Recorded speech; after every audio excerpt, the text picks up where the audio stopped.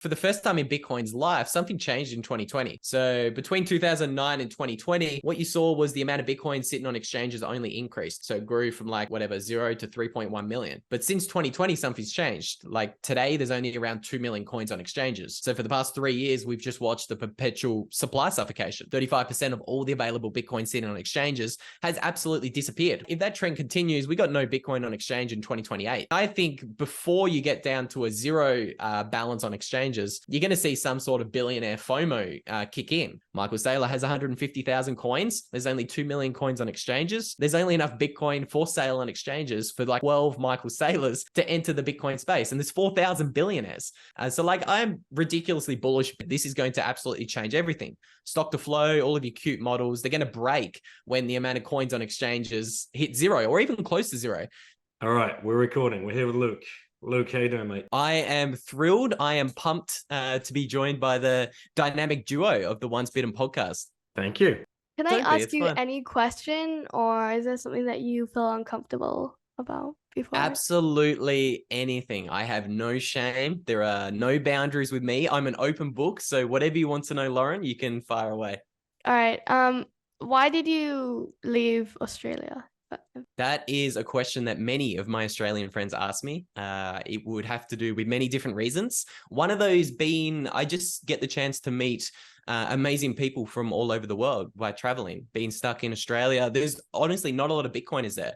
There's a few great ones like Armand the Parman, but there's other Bitcoiners like Wiz, and sure, there's a couple, but I mean, there's so many great Bitcoiners like your dad in Europe and just so many in America that I don't get the chance to see when I'm stuck in Australia. And I'm also not a fan of many of the policies that came out of the Australian government in 2020. And I thought, hey, I'm going to hit the road and I'm going to live the Sovereign Individual Playbook. That's a phenomenal book, and it's influenced a lot of my thinking surrounding me not wanting to be tied to any one particular nation. So yes, you guys should definitely visit Australia if you want to go for a holiday. But apart from that, I think there's much other greater things to see around the world. Yeah, I really want to visit Australia again. We went when we were little, but I don't remember that. So you don't remember too much? No. How many years ago was that for you, Lauren? I was like 4. We had Christmas of 2015 in there in Sydney. Yeah, but we flew into Perth. I was 3. Yeah, you'd have been 3. No, I would have been 2 because I would have been turning 3. No, you turned 4 on the Gold Coast. We were on the Gold Coast. Oh, is that why we went to like the theme park? The theme park on the Gold Coast. What's that, Dreamland? Would that be right? Am I thinking? Yeah. Yeah. That's where you spent like 3 days of your birthday, like turning 4. Yeah, that was fun. I remember that part. Smuggling you onto the rides because they were about an inch too short to go on this. Yeah. What was that ride? I think it was Madagascar. That was like the best ride that we could go on. The Madagascar roller coaster, but they were about an inch shy. So I had those you get noodles, foam noodles sometimes that you take in a pool to help you float around. Yep. There was one of those in the house that we were home swapping. I think I had a short one that I was using to roll my back out because I'd had some back pain. So I just cut off a little bit of that and I put that in the heel of their shoes so they could make that cut off. And then we just went around and around and around about 50 times. So yeah, fond memories. Didn't put on pajamas, so then we had to hide it. Yes. You had the longest trousers on we could possibly find to kind of hide the shoe because it was a bit obvious, like the ruse. But as soon as we got past the height Nazi, we were good to go. We were straight on the ride. It was hot too. There you go. Oh yeah, Gold Coast is very, very hot. You know what? It's funny enough. It's such a small world. I literally live 10 minutes away from the theme parks on the Gold Coast. So Movie World, Dream World, Wet and Wild.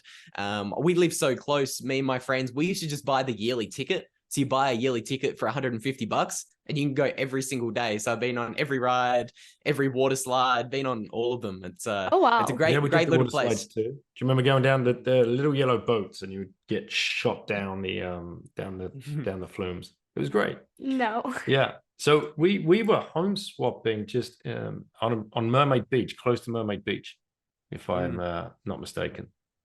Yeah, it's kind of close to Broadbeach and Robina. I think it's on the good side of the Gold Coast from memory, the Mermaid Beach. Yeah, not right. Not, I mean, yeah. Surfers is pretty weird, right? Surfers Paradise is Yeah. a strange place. It Mm, further south, if memory serves, yeah. than there. All Gets right. nicer the Well, further south you go.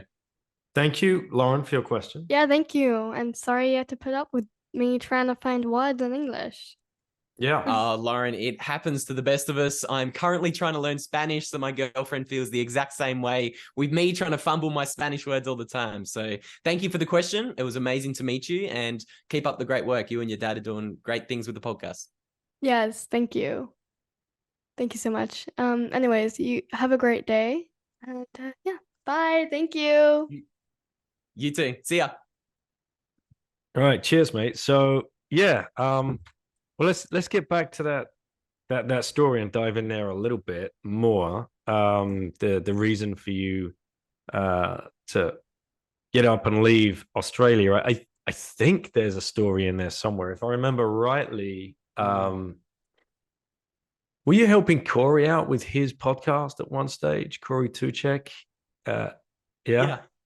Right. Okay. And I Yeah. remember him saying, "Dude, you got to this Luke kid. He's got a great story. He's full of beans, and he's a huge Bitcoiner. You've got to hook up." And I mean, it's taken us this long to make it happen, and it's shocking we've not actually crossed in real life. So we'll make the best of it and do it over Zoom. But if we wind back to pre-COVID times, Mm. you live in the dream, right? You Aussie guys, you blokes, you blues, you Sheilas. You got the beach, you got the theme parks that you're going to every week. Life was good. It couldn't be better. Us pommies were the idiots, that were trapped on Mother England, and you guys had found the secret sauce. What was going on in your life leading up to COVID, like 2016 to 20 sort of thing? What was the day to day? Were you working? Were you finishing college? Where were you at? So 2016 to 2019 was an interesting time for me. So I was at university in 2016 and I heard about Bitcoin in 2017 and I heard about it in the mania. And I remember listening to it in the car on the radio, and they said something about a limited supply. And I remember pulling over my car. I can remember this distinctly and thinking, hang on a minute, limited supply. This thing's digital. How can it have a limited supply? So, I mean, the short version of my long story is 3 weeks after that little car trip, I dropped out of university full time. At the time, I was doing a double major in maths and chemistry, and I said, okay, enough of that. Bitcoin seems a lot more interesting. I took one gap year from university, and I never went back. I had to start a small little business when I dropped out of university so I could have a little bit of income coming in. At the time, I was kind of homeless, couch surfing in 2016, 17 at university. So I thought, okay, if I'm going to drop out of university, I can no longer, I'm going to have to, free up a little bit of my time to study Bitcoin. Why don't I just start like a little personal training business? And so I did that. And then that gets us into the 2020 era. I probably had that small personal training gym business, and 2020 happened and the world changed pretty quickly. So that was my pre-2020 story, I suppose. All right, okay. I'm going to dig in a little bit here, if you don't mind. What Please. did your parents think when you said, "I'm walking away from this double degree"? Maths and physics or chemistry, did you say? Yeah, so it was maths and chemistry. So I didn't know if I wanted to be a doctor and an engineer at the time. But clearly a smart cookie, by the metrics of the education system, and clearly doing all of the right things, clearly making mom and dad, extended family proud. Oh, he's going to be a doctor, or he's going to be a this, or you were on the right path, right? You had nailed it in the eyes of a parent, of an auntie, of a grandmother, whatever. Uh, and then you just call them up, say, "Yo, I'm done. I'm drawing a line under this." That that can cause rifts. I've had this myself when I quit my career, and I was 37. And you'd think I'd be at liberty and at will to make my own decisions as a grown man and as a father of four. But apparently that still rattles some people's cages. So how did that conversation go? Well, funny enough, that conversation never happened. I actually haven't talked to my parents since I was 16. So I moved out when I was 16. I was kind of just being couch surfing / homeless since I was 16. And so I think after the fact, I spoke to my mum recently, maybe a year or two ago. So I think she knows I went to university, but yeah, so that conversation never happened. So it's very easy for me to drop out of college. It was all on me. I had to, I didn't have anyone else to run that decision by. So that was actually a breeze for me, that conversation about dropping out of college and studying magic internet money full time. It was an easy decision for myself. Oh man, I got to ask, and you don't have to share, but why had you not spoken to your parents in such a long time? Just things at home just weren't as good as they could be. It's we were probably affected by the fiat system a long time before I even knew what the fiat system was.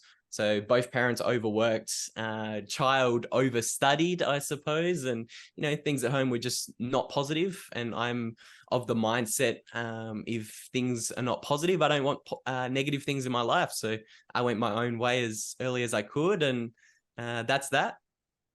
Mate, that's so deep. Uh, Being able to see like the fiat incentives that drive families apart, and this is something that I think many Bitcoiners that have been in the rabbit hole for a certain amount of time understand and have come to feel, and can look back on past decisions in their life and perhaps pinpoint where perhaps relationships have gone wrong and what incentive structure was in place that had them doing the wrong thing, chasing the dollars. I myself look back on an 18-year career whereby I was not present in my home.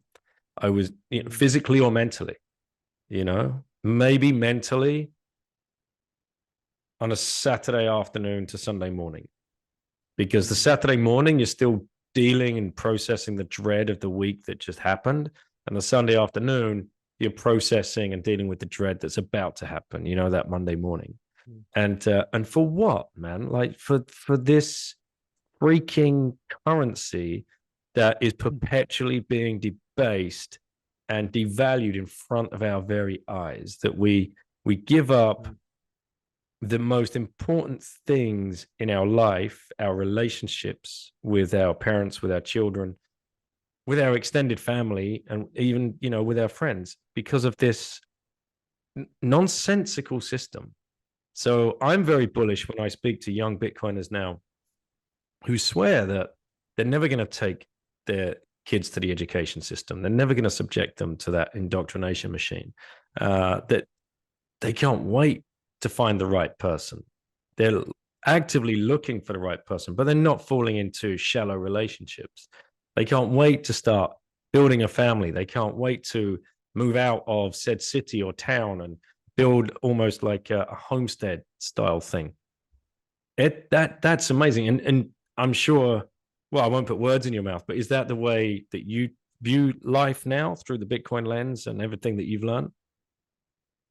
Yeah, 100%. I've been with my girlfriend for nearly a year now, and I'm constantly showing her examples that pop up on my Twitter feed. This is why our kids are never going to the indoctrination camps. This is why our kids are never going to go to, a typical hospital. We're not having birth at a hospital. That's once you go down the Bitcoin rabbit hole and you realize the government's lied to you about the money, you also find out the government's lying to you through big pharma, the educational system, the mainstream media system. It's absolutely everything. And it's impossible to unsee once you do see the world that way. So good to hear, man. So good to hear. And natural birth is another one. Yeah, I've seen a huge spike in natural birth, and I love it. And again, I look back at our own journey when we were building our own family, and yes, it was all nice and cozy in the private hospital that, I could afford to pay for, and 3 nights of personal care in the hospital, nurses on call and all that kind of stuff. But yeah, there's something to be said just going completely natural, having the people by your side that are trained to help you through it, and having the option of emergency if you need it. But going as natural as possible. It's another rabbit hole that I wish perhaps we'd explored further but I didn't have time, right? I was running 1,000 miles an hour to stand still on that Fiat hamster wheel. All right, so you drop out, you start this little business.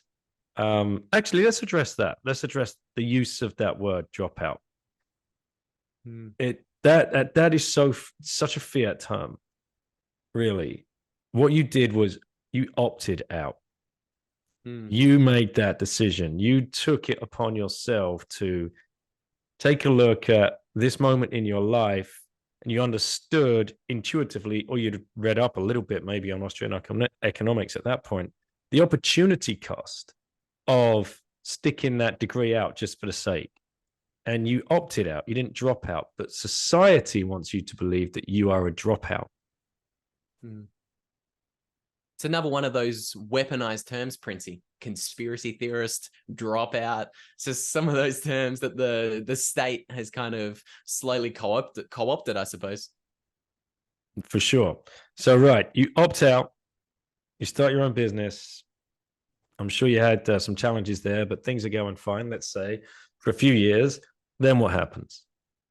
Then, so I read The Sovereign Individual 2019, just before COVID happened. And I can still remember that line in The Sovereign Individual about the state creating an event that would trap the citizens in their borders. I'm not even going to get into the details of that quote. I'm sure the listeners will know what I'm talking about, but it was literally 2020. They predicted what happened in 2020 in 1997. So 2020 happened, and I raced to my local post office to try to get a passport as soon as possible. Because in very early 2020, I kind of felt where the narrative was going to go. It was like, okay, this is going to lead to compulsory masks. This is not going to be just 14 days to flatten the curve. This is the beginning of a totalitarian takeover. And it's going to lead in compulsory medicines, compulsory XYZ. So I quickly shut down my personal training business because I knew I would be required to enforce things that I would not do.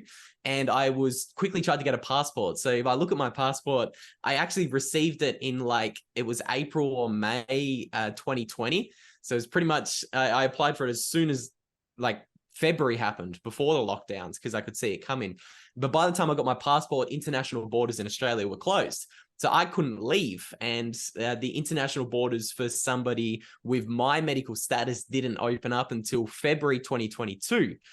So kind of throughout that time, I was slowly looking to align my jobs with my morals. I wanted to find an employer that would actually, respect my medical decisions. Because in Australia, pretty much all the jobs were no jab, no work. That was pretty much and I was like, that's not happening. So maybe late 2020, maybe early 2021. In 2020, I started making YouTube videos.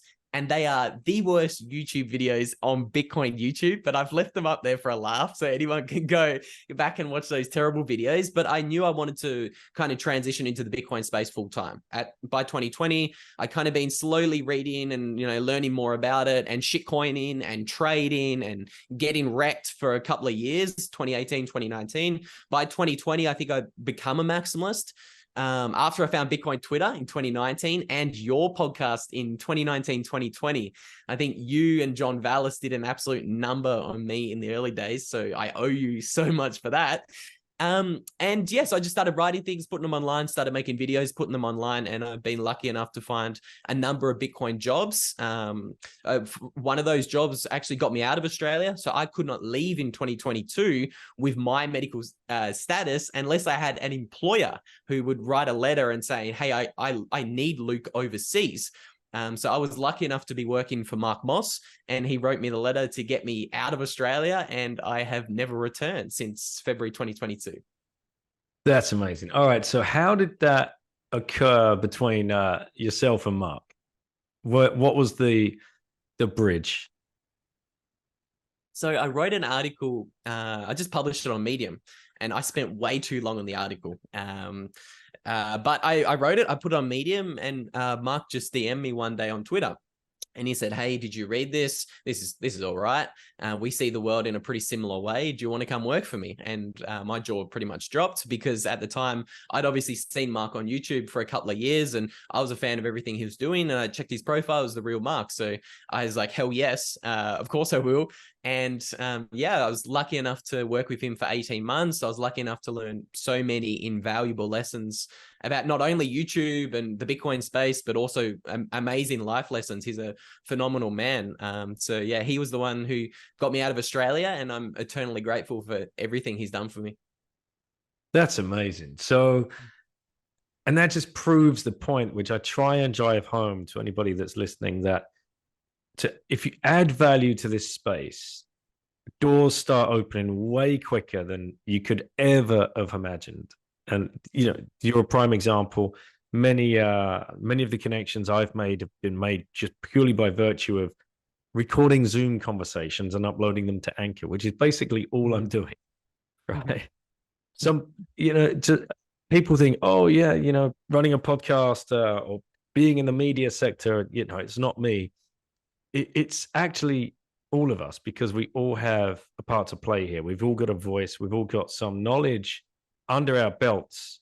If you've just studied Bitcoin for any length of time, it's just 10 hours. If you've read 2 books, you're way ahead of the curve of anybody else. And if you've got something to say, something to add, there's absolutely no risk, no downside. Maybe for you, you're a bit embarrassed by some of those YouTube videos, but it's still there for all to see. My early episodes, even today, some people might cringe at some of the things we talk about and whatever else. So you're totally putting yourself out there. But the upside far outweighs the downside. And you getting that opportunity to go and work for Mark, and that being, your ticket out of Australia, all came from that action. Yeah, it's a weird world. I would definitely echo everything you said. If there's anyone out there listening who, has read 1 book or 2 Bitcoin books, start contributing. Because I think at the time I didn't expect I was going to get work out of anything, making videos or writing pretty shitty articles online. I didn't expect to get employed from it. I was just trying to orange pill my friends and family, because in 2020, I was trying to orange pill my friends and family so hard, like really, really hard. And I just thought, hey, I might just start making videos to try to orange pill other people around the world, not just my friends and family, because I'm putting so much time into trying to do it. Why don't I just record it? It's the leverage. So yeah, I would 100% encourage anyone, like, just start putting something online. Like, that's how I employ a number of different Bitcoiners, like through video editing jobs or writing and researching jobs for the roles that I play in the Bitcoin space. And a lot of the connections or the people I've reached out to are people with like 100 followers on Twitter or 300 followers on Twitter. I hear them on a podcast and they've said, okay, I read X, Y, Z. And if they sound motivated and young and switched on, like, I'll give them a chance. So yeah, I think the internet alongside Bitcoin is like creating literally a digital renaissance by the opportunities I think it's going to open up for every single person on planet Earth moving forwards into the future. Like, gone are the days where you are restricted by the jurisdiction you live in and the currency that you're forced to use and get abused by. Suddenly, I can employ some person living in the poorest parts of Africa if they've got a voice online. So I think it's a really unique time that we are living through right now with the emergence of Bitcoin and the internet. So what did you do for Mark when did you go to like California, or did you just get out anywhere? Were you working remotely? Like, how did that look for the next kind of 18 months when you finally got out of Australia? Yeah, so it was a few months working remotely in maybe 2021 and 2022. And then I was lucky enough to work with him in California. He has like a little studio where he's like fully decked out like a YouTube studio. He's got like a full video wall and like the professional setup. So yeah, I worked with him like pretty much every day, full time, 9 to 5 in his little YouTube studio. And I got to see behind the scenes of probably one of the most successful Bitcoin and macro YouTube channels, see how it works and everything one of the greatest minds in the Bitcoin space operates. So it was an amazing opportunity. I also did a little bit more of a remote work as well after that, because my visa situation for America, I could only really stay there for about 6 months a tourist. And then after then, America gets really strict with their visas. So even having an Australian passport wasn't enough for me to actually be able to get like a longer term visa. So yeah, a little bit of remote work as well, but it was an amazing opportunity. So what happens behind the scenes then with all this YouTube stuff? Because I'm just pretty much audio. I've had Luke at Consensus Network. He was helping me out. He helps Canute on his Freedom Footprint show get stuff onto YouTube, and he's been helping me get some videos out there as well. And I just don't see the return for effort. I mean, it takes a lot to make them look good, and you've got to get kind of the rolling sponsors in the bottom and all that kind of stuff. That just scares the living daylights out of me. I know I would spend I would waste a hell of a lot of time trying to learn, get up to speed, and complete those tasks. And for what result? That's what I was trying to struggle with. But clearly, you were behind the scenes there. Mark is very slick, very professional. He's got a very good operation going on there. What did you learn? What were the secrets? What's the behind the scenes kind of tricks of the trade? Oh, there's so many. It's impossible to simplify down. YouTube's actually become my second rabbit hole outside of Bitcoin. And I actually help other YouTube channels grow their YouTube channels. So there's so much there. I mean, like, I think one of the biggest lessons I've learned is leverage your time. So if you're the man behind the camera recording the interviews, you shouldn't also be spending 20 hours editing the video, editing the thumbnail, doing this and that. You got to leverage your time. So I've been lucky enough to, find great workers all around the world who work for super, super cheap prices. Like, there are so many super talented people living in the Philippines who will work for like literally $5 an hour, and they're very motivated. They work till 2 or 3 in the morning. They accept payment in Bitcoin. And so yes, it once you have the formula down pat, like Mark has learned, and like other great YouTubers like George Gammon have learned, you just need to train and teach that formula to the workers that you employ to leverage your time. So I think like YouTube's really simple. YouTube looks at 2 metrics. Is somebody clicking on my video? So do you have a clickable title and thumbnail? And then number 2, YouTube says, okay, once somebody clicks on Prince's video, are they watching the video? What's the average view duration? So if you can master those 2 very small things that the YouTube algorithm looks at, that's like one way to just hack the YouTube algorithm. Make somebody click on a video, make somebody watch the video. It's really simple when you boil it all down. And we could talk about YouTube for hours, I'm sure, but I'll stop myself there. No, it's really interesting to know, actually, because if we're trying to, and I think this is what turns new content creators off. This you get over the imposter syndrome. You go through the motions. You upskill yourself a little bit, and then you put yourself out there. You're on a plate. It's like you're walking naked through a shopping mall, right? Your voice is out there. This is the first time you heard your voice back. Your face is out there. This is the first time you're seeing yourself on video. This is hard stuff for people to do it, real noobs. And then 50 people watch it. Even though it's the most interesting, in-depth conversation you've ever had in your life, 50 views. And you're like, you know what? Fuck this. This is bullshit. And some people tell you, oh, no, it's all about consistency and it's all about organic growth and this, that, and the other thing. But then that starts this next perpetual hamster wheel of kind of self-doubt. And like, well, only 50 people watch it. What's the point? No, what if nobody tunes in? I'm wasting my time. Maybe I was never good for this. Maybe I was never cut out for this. Perhaps I should just go back to doing whatever I was doing. So being able to kind of maybe kickstart that a little bit is probably, what would you say to someone that was on the verge of starting a YouTube channel and wanted to get, some kind of reach out there? What's that kind of trick?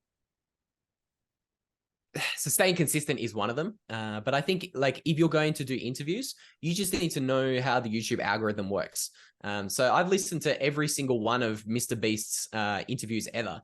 And I think the lowest line fruit that nobody takes advantage of is you've just got to make your thumbnail more clickable. So you've got to make the face of the guest take up the entire part of the thumbnail.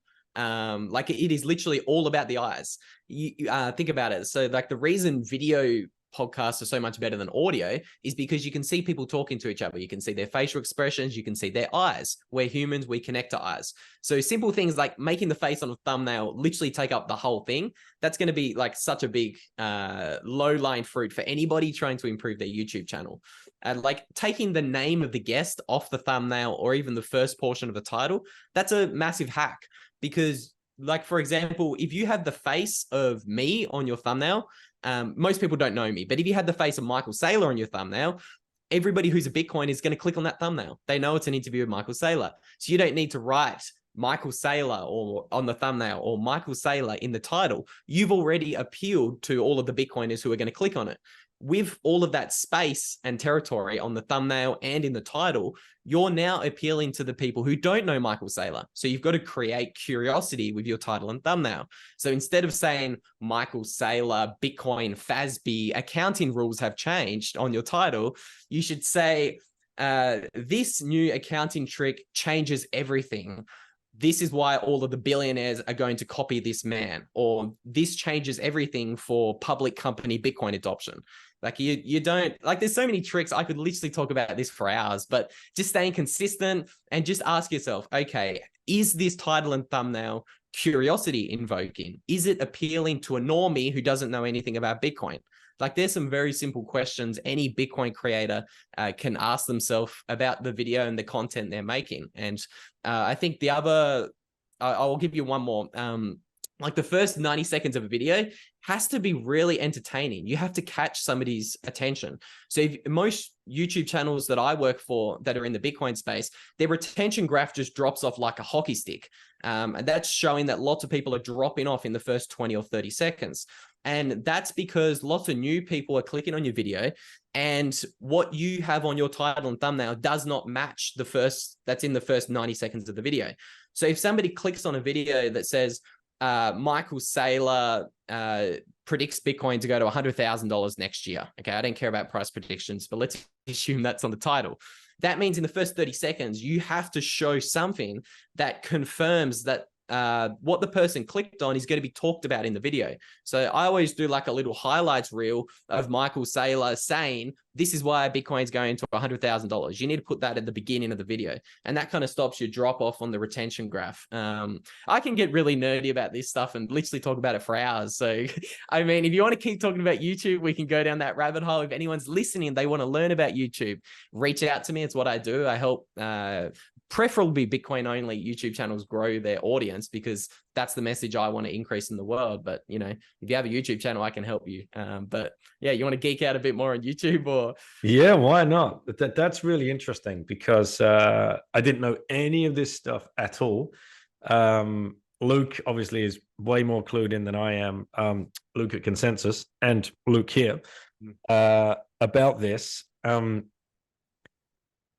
right. So you're making a business out of this, I'm assuming. This is how you're now living remotely and doing your nomad life and your flag theory and your sovereign individual thesis, or your 4-hour work week, or your choose life. Kind of, here we go. And you're charging. And so how does that business work? How do you do that? How do you find the people you want to help? How do you reach out to them? How do you charge them? And then where are you offloading that work to? How does that kind of flow look for you? So I mean, I do many things in the space. So I work with a number of different Bitcoin only companies. Like I also grow Bitcoin only companies' Twitter accounts.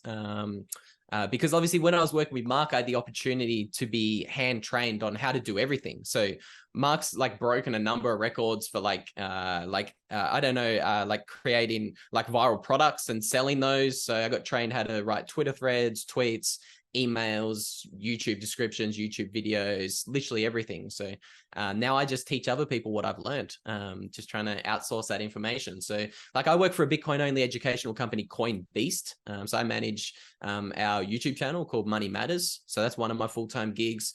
I also like manage Twitter accounts for Satoshi. That's going to be the next best Bitcoin app that is launching later in the year. And I obviously train people how to grow their YouTubes. I also have my own YouTube channel. So like for me personally, the more I just grow my personal accounts, people reach out and say, hey, that's cool. How do you do it?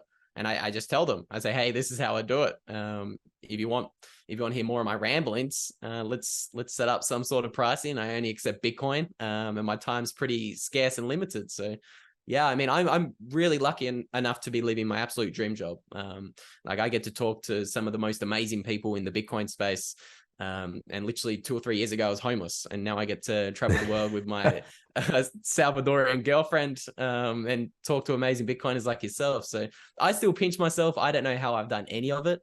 I just think, yeah, continue to grind away, and let's get this Bitcoin message out there. By adding value, mate. That's how you've done it. That's the secret to it. All right. So let's get back on the you left Australia, you went and worked for Mark. You just mentioned that you've got an El Salvadorian girlfriend. So at some stage, you must have got down there to meet her, or you met her in another country. What was the next part of that story and that journey? Yeah, so I was actually going to go to El Salvador just as that they had that crazy spate of crime and homicides in, I think it was March 2022 or it was early 2022. I was actually had a trip booked there, and I saw that happening over the weekend, and I was like, hell no. So I changed my travel plans, and I ended up not going to El Salvador until late 2022. So I was lucky enough to live there for 6 months, met the love of my life, and now we travel the world together, and which is pretty cool. And yeah, so that's my El Salvador journey. I was lucky enough to meet some amazing Bitcoiners. Was lucky enough to see the amazing grassroots Bitcoin adoption that is going on there. I don't know if you saw the headline, but just recently, Bitcoin education is now being rolled out to every single public school in El Salvador starting, I think, next year or maybe 2025. Not sure if my facts are right on that one, so please fact check me, anyone listening. But I got to meet the guys who are doing that. So that's my first Bitcoin. So just seeing like the amount of work that is going on in El Salvador is an amazing opportunity. Were you down on the beach there, or did you spend like different parts of your time there in different parts of the country? Yeah, so I did El Zonte for a few weeks. Did that for 3 or 4 weeks, and I went to a few of the different beaches on the different parts of the coast in El Salvador. But I spent most of my time in the city because that's where the girlfriend lives. So yeah, it was it's a nice little city, but El Salvador is a pretty small country. So I would definitely encourage people to check out the coast, move around a bit if you do go there, because the city's a little bit small. But yeah, it was a great time in El Salvador.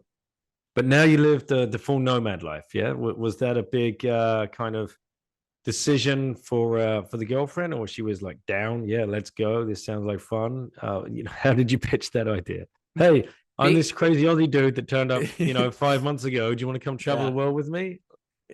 Well, it's even harder to convince the parents because Right. obviously in Latin America, the culture is very different to your typical Western culture, which I think is honestly a good thing. It's nice to see some traditional values in Latin America. So yeah, after we'd been together for 6 months, it was kind of like, hey, my El Salvador visa's running up here, and hey, El Salvador's a pretty small country. I love it. Don't get me wrong. I love spending Bitcoin everywhere I go every single day, but there's such a big world out there. So now the girlfriend travels with me. She is part of the team. We call ourselves, we want to call ourselves the A team. So she does like all of my thumbnails. She edits some of my videos for me, like because she was like a fashion designer. So like designing things is just her thing. She loves it, and I'm terrible at it. So we're a perfect little match. And now we've lived in Colombia for 6 months. Now we've been in Brazil for a month, and we plan to try to see every country around the world. So yeah, we're pretty lucky with every opportunity that's definitely come our way. Am I right in thinking I saw one of your tweets? Was this? It would have been within the last month. But it looked as though you guys had yourselves a hell of an apartment penthouse swimming pool up there or something? Was that just like treat yourself for a night, or was that like a week-long, month-long deal? Oh, now we're going to start orange pilling our Westerner friends who are paying $5,000 a month for a half decent apartment. Well, like Latin America is so cheap. That probably would have been me. Sometimes I post some, just average things over on Twitter. Yeah, I mean, like this is probably the biggest life hack I could give any person in their 20s, but in particular, any male in their 20s. Try to earn in Bitcoin and spend in pesos. Like things are so cheap if you're spending in the Mexican peso, Colombian peso, you can like literally upgrade your lifestyle 10x by just trying to earn in Bitcoin or US dollars and going and living in these remote countries. Obviously, everything's a trade-off, and like I had to uproot a lot of my life in Australia to live this way, and like sometimes moving around can suck, but like the lifestyle upgrade that you get from earning in Bitcoin, spending in pesos, and living in Colombia it's phenomenal. It's absolutely unparalleled.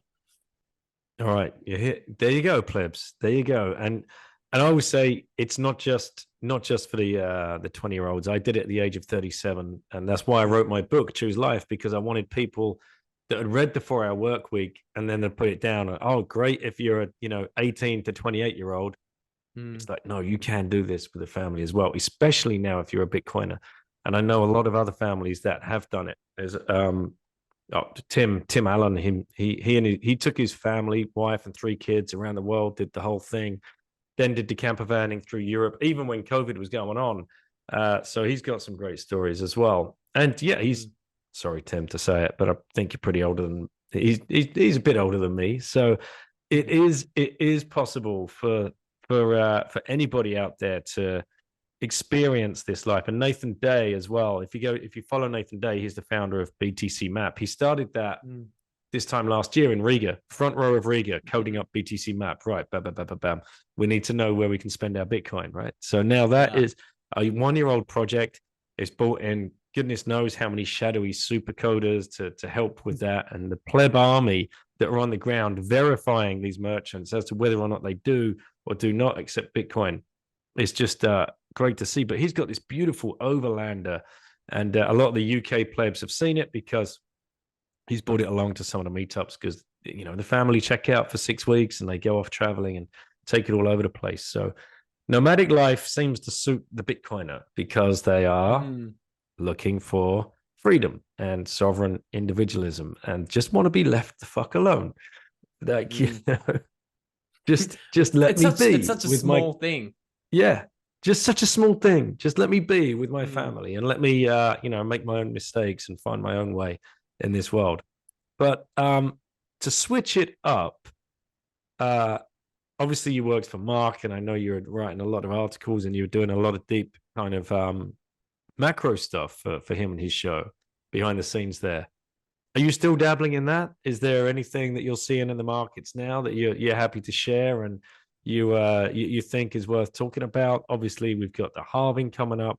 I've already started getting, just today, nice tweet from an ex-Fiat Bro colleague of mine, very good friend, saying, the guys are all sitting around the golf club talking about Bitcoin. What do you think? Short term, what do you think? It's like, okay, it's starting. It's starting. Like, people are starting to pick up and take notice. So what are you feeling? What are you seeing? And what are you expecting? Yeah, so I pay less attention to the macro these days. I'm currently trying to publish my first book this year, so I really tuned out a lot of I've tried to tune out of a lot of the short-term stuff, but like most people know, I'm an absolute hyperbull. Like I think, all of these 4-year cycle models get absolutely wrecked in the 2020s. I think Bitcoin's going to surprise everybody to the upside. I don't think anyone's prepared for the adoption of what digital scarcity is going to look like. We've never seen it before. and everybody's looking at these cute little 4-year models saying, hey, look, for the first 12 years of Bitcoin's life, when 0.1% of the world adopted it, Bitcoin performed this cute, perfect little model. It's having diminishing returns every year. The halving's coming in 2020. Bitcoin's going to have a nice, cute little bull run up to, 120,000, because that's what this diminishing returns theory says. And I think everybody's going to get absolutely wrecked. I think I don't like to give medium-term price predictions or forecasts, but I think 2020 feels a lot like, I think 2023 feels a lot like 2020. So Bitcoin had kind of put in a bottom in 2020. We slowly start to have those billionaires putting their head on the chopping block, embracing Bitcoin. So we had Michael Saylor, Paul Tudor Jones, Stanley Druckenmiller, Elon Musk in early 2021, and all the billionaires come in and Bitcoin price goes absolutely crazy. I think the same thing's happening this year. I think we have some shitcoiners, but you have Dan Tapiero, you have Bill Miller getting bullish. You've got Standard Chartered Bank, another $1 billion bank, coming out predicting 100K Bitcoin next year. You've got Dan Moorhead, again, another shitcoin hedge fund, but he's coming out saying $150,000 Bitcoin next year. I think, and most people just think this is like a bear market rally, and Bitcoin's going to crash back to 20,000 or 15,000. I'm uber bullish. I think we're heading into the halving. This is literally a generational opportunity to be buying Bitcoin. It's interesting though, this Bitcoin halving cycle could be a little bit different. I thought the last one was different as well, but this is the first time that we have serious macro headwinds or serious macro correlations, I should say. So I think 2021, we kind of had a little bit of a macro correlation. We were affected with the central banks tapering their balance sheet and trying to raise interest rates aggressively at the fastest pace ever. That obviously crushed Bitcoin from 69K to 15K. And now this year, it's really interesting because if the Fed does continue aggressively, trying to shrink its balance sheet and, keep interest rates high, how's Bitcoin going to perform? I don't know. I think there's some people who are overly bearish on Bitcoin in the short term, and they're not looking at what's happening around the world. So we already have central banks like the People's Bank of China easing monetary policy, and there's a few other central banks around the world that are actually cutting interest rates already. So I think next year could be very interesting. But I've said a lot. I'll let you jump in. Yeah. And we got the ETFs queuing up at the door too, right? Mm. And we've had a green light on one in Europe. So that's interesting, that the fact that Europe have greenlit something before Wall Street, that's going to not be sitting well with certain people over in the US there. And especially BlackRock, who are trying to push their one through. It's going to, I hate to say it, is going to make a difference. And I would never point anybody towards buying a Bitcoin ETF. As you and I know, the only way to buy Bitcoin is to buy the underlying asset and put that into cold storage. But very few of us know that. And most of the people out there are just watching headline to headline and are reactionary. And as soon as this starts building up steam and they grab the narrative and start pushing it for their own gains, this is going to be, instead of a headwind, it feels as though Bitcoin has been facing headwinds its whole life. What happens when that turns to a tailwind is going to be freaking scary, man. It's going to be, it's going to be nuts. Well, there are some people who are learning the lesson of self-custody. I think for the first time in Bitcoin's life, something changed in 2020. So between 2009 and 2020, what you saw was the amount of Bitcoin sitting on exchanges only increased. So it grew from 0 to 3.1 million. But since 2020, something's changed. Today, there's only around 2 million coins on exchanges. So for the past 3 years, we've just watched the perpetual supply suffocation. 35% of all the available Bitcoin sitting on exchanges has absolutely disappeared. We don't know where they've gone, but we do know by looking at on-chain data that they're going to wallets who don't have a history of selling their Bitcoin. So I've speculated in the past that this is nation state adoption. I wrote an article on this in 2021 and said, this is going to absolutely change everything. Stock to flow, all of your cute models, they're going to break when the amount of coins on exchanges hit zero or even close to zero. So I think if that trend continues, we got no Bitcoin on exchange in 2028. I think before you get down to a zero balance on exchanges, you're going to see some sort of billionaire FOMO kick in. Like just recently, we had the FASB accounting rules changed, and Michael Saylor has beaten this drum for a couple of years. He said once this FASB accounting rule changes, public companies can now actually buy Bitcoin, put it on their balance sheet. So what does that do to the maths? You've got 2 million Bitcoin sitting on exchanges. You've got 4,000 billionaires in the world. What happens when the price of Bitcoin starts running up a little bit and Michael Saylor's net worth all of a sudden starts going up a lot? And he all of a sudden gets into the top 100 richest people in the world, the top 50 richest people in the world. I think a lot of people underestimate the greed that is present, I should say, amongst the richest people in the world.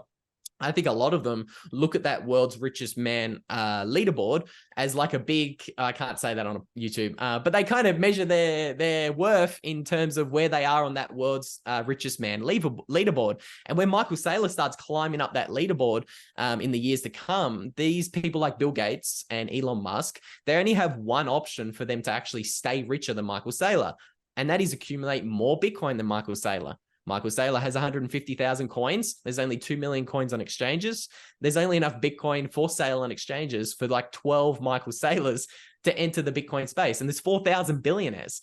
So like I'm ridiculously bullish because of that. And I think this recent rule change that literally came out this week about the FASB accounting rules is like the early signs of, it's going to accelerate this trend of supply suffocation that we do see on exchanges. So like I'm overly bullish coming up for the halving, Princey. I don't know about you.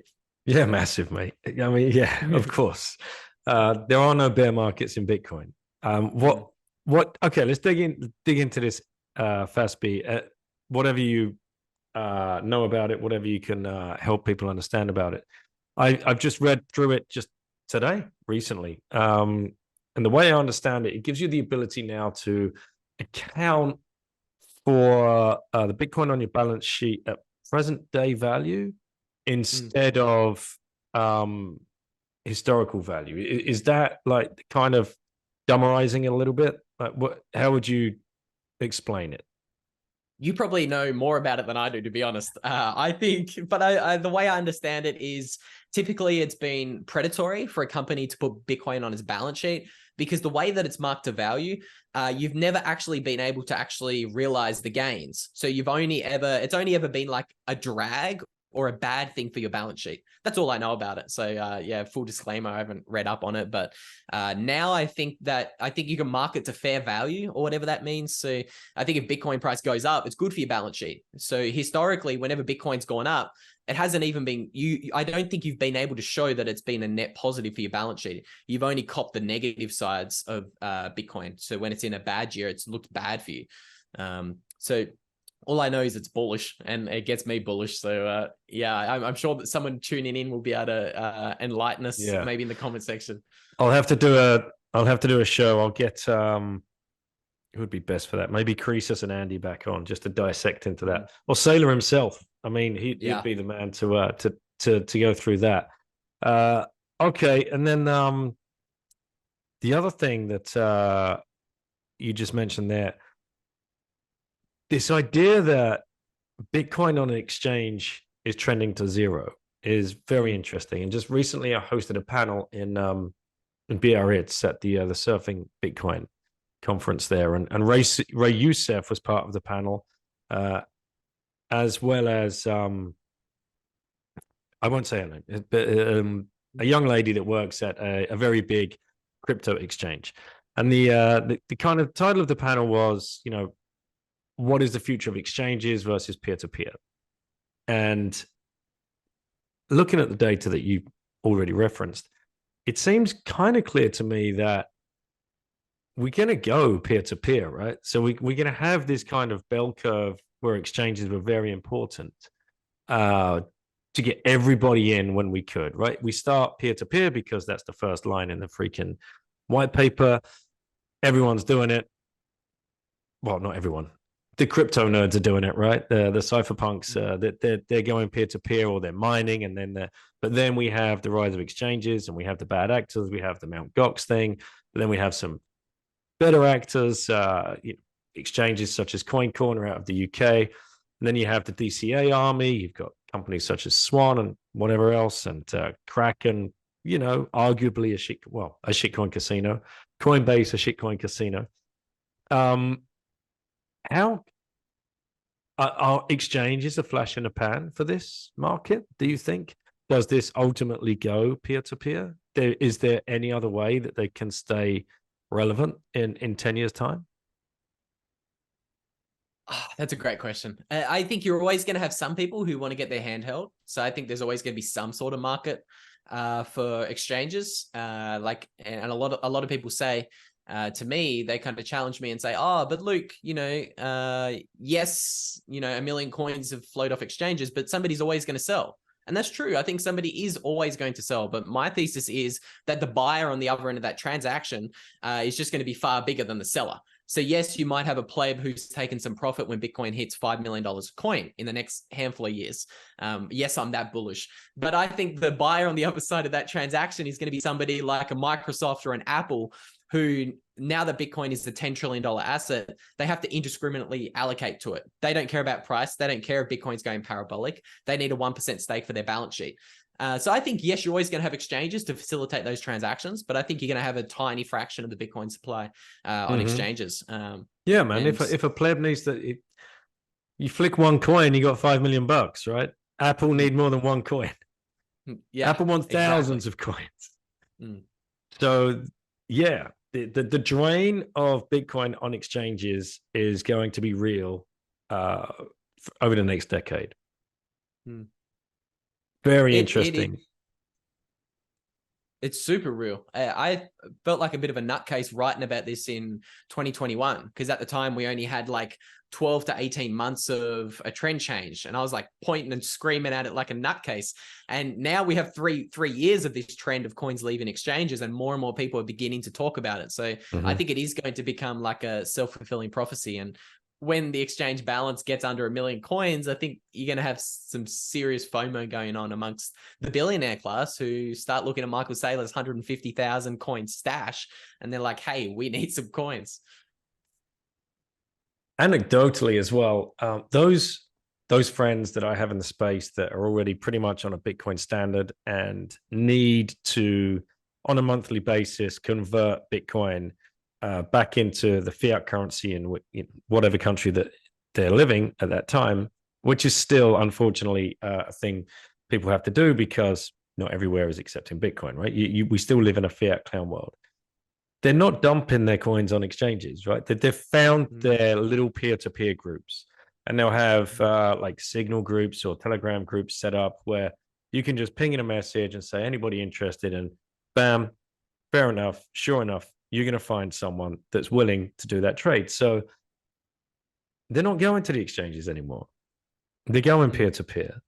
And I only see, and why would you? Why would you, if you were in the position where you needed 2,000 or 3,000 euros, dollars, pounds, pesos, whatever, to pay rent and make sure you had a good life for that month, you'd go peer to peer. Why would you dump it on an exchange somewhere where you're just going to leave a trail and a mess of red flags? Or you'd go to Hodl Hodl, or you'd go to Beast, or you'd go to Peach, that still somewhat centralized companies, I suppose, or platforms. Or you build your own little bunch of pleb army DCAers and your trusted little circle, and that's where all of that volume starts leaking.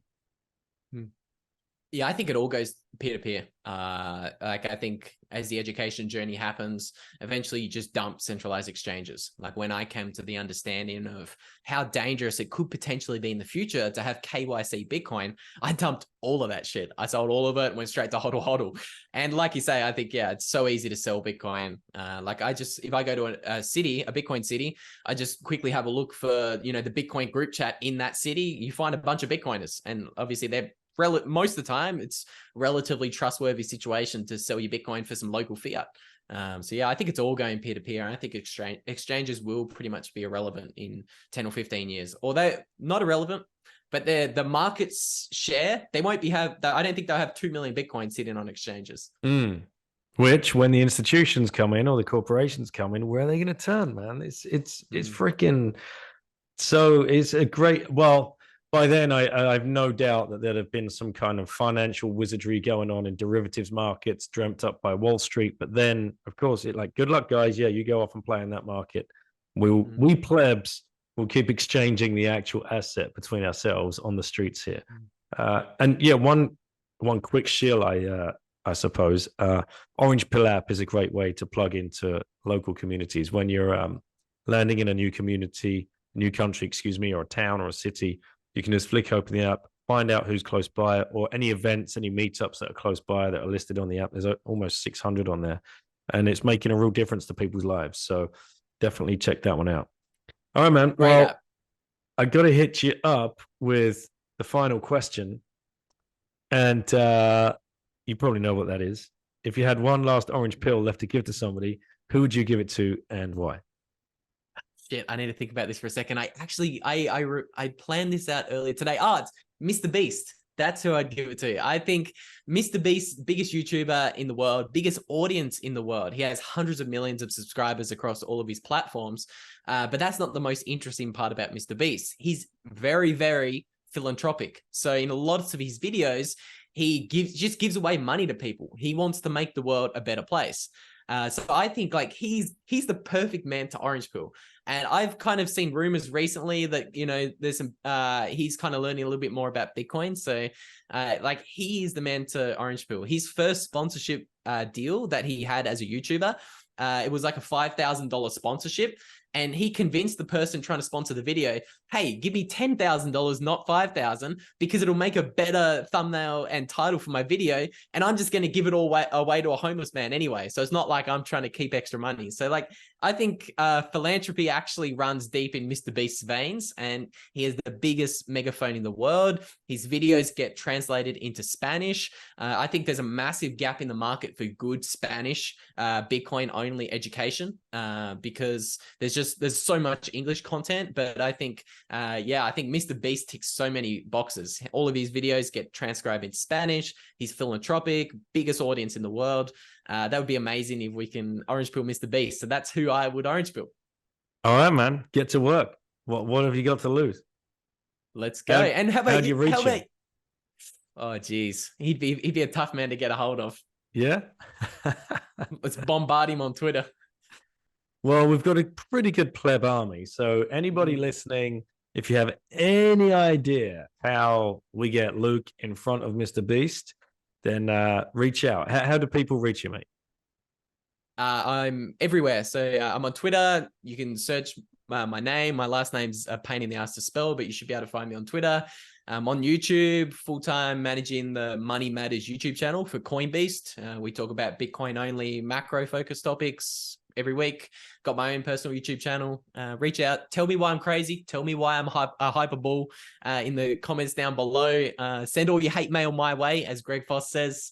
I love it all. And thank you so much for having me, Daniel. It's been an absolute pleasure. You literally were one of the first people to really turn me into a maximalist. I think in 2019 or 2020, I remember the very early days of your podcast, you and Valis. And yeah, I owe you the world. So keep doing what you're doing. And thank you so much for having me. Thanks for listening, brother. Yeah, you're right. Early 2020 was when we started the podcast, and we just crossed the 1 million download audio mark. Just a few weeks back. So we're well behind like the legends like Mark and Peter and Rob that just pull in the big listens. But we're very happy with where this has gone and what's transpired and the opportunities it's opened up, not just to me, but to the family as well. Traveling around, going to the conferences, meeting all the plebs, and listening to your story and everything else, the way that Bitcoin has changed people's lives, that's what we're here to document. And we want people to understand that it is for the man on the street, the woman on the street, the pleb family that think they don't know anything about economics. It's literally as easy as reading a book or two about Bitcoin and starting your journey. And you're still so early. And yeah, let's fucking go, as we say in the space. Thanks for coming on, brother. Thanks for having me. Let's keep pushing forward the largest humanitarian mission in human history, and that is the hyper-Bitcoinization of Bitcoin and orange pilling the world. Thanks for having me, and thanks for everything you're doing. Cheers, brother. You too. Take care. Hey guys, I hope you enjoyed that episode. Luke, he brought the fire as always. He's a very, very energetic young man. Thank you, Luke, for coming on and sharing everything that you shared. Very interesting about, what do we do if all of the Bitcoin disappear of exchanges? But what I was more interested in was what he was talking about with YouTube. And if you've made it this far into the video, here we still are. I carried on chatting with Luke afterwards about YouTube and how he's kind of looked into growing the channels and how he nerds out on it and everything like that. And it kind of dawned on us that we should probably do a little challenge follow up after that discussion just to see if there's any proof in the pudding there. So here we are. That's why this episode particularly dropped on the Once Bitten YouTube channel to see if he can break any previous records there. I've never really pushed it before. I've always just done the audio, but then you realize, okay, if we want to reach the next 1 million people who need to learn about Bitcoin, it's not really doing anybody any justice if I just keep releasing audio to a core audience. Great that people share it and like and subscribe to the platforms, but if we can reach new people on YouTube on a different medium, on the foundation already built on the audio platform, then why wouldn't we at least try that? So that's what we're here to do right now, and to try and push this thing forward. We're going to get this one out and the next handful as well, with his genius little graphics and wizardry that he does. But the biggest thing is the algos that he was talking to me about. And how can you guys help? If you've got any value out of this at all, and if you're willing to help try and push the message to other people about Bitcoin, then I think the simplest thing is, I mean, this is why people on YouTube channels say it all the time: smash that like button, like it, subscribe, share your links, and all of that. I mean, that's great. But I think the hidden value here is in the comments, which seems to really get the algos pushing the video out into other people's feeds and getting it in front of other people's noses. So just as simple as Bitcoin is ... underneath. And what does it mean to you? Bitcoin is freedom. Bitcoin is savings technology. Bitcoin is hope, or even better, maybe crypto is ... a scam, a Ponzi, whatever it is. Bitcoin, not crypto, because then we can start getting the video maybe into other crypto feeds, and people can start getting the signal about Bitcoin rather than the noise of all those other altcoins and S coins and whatever else that you might want to call them. So that's an ask at the end of this video, just to see if you can help us out, push that around. I'll be updating people, viewers, listeners, as this next phase of this project starts unwinding. And you saw probably during the video there, we've got the little ticker thing going along the bottom.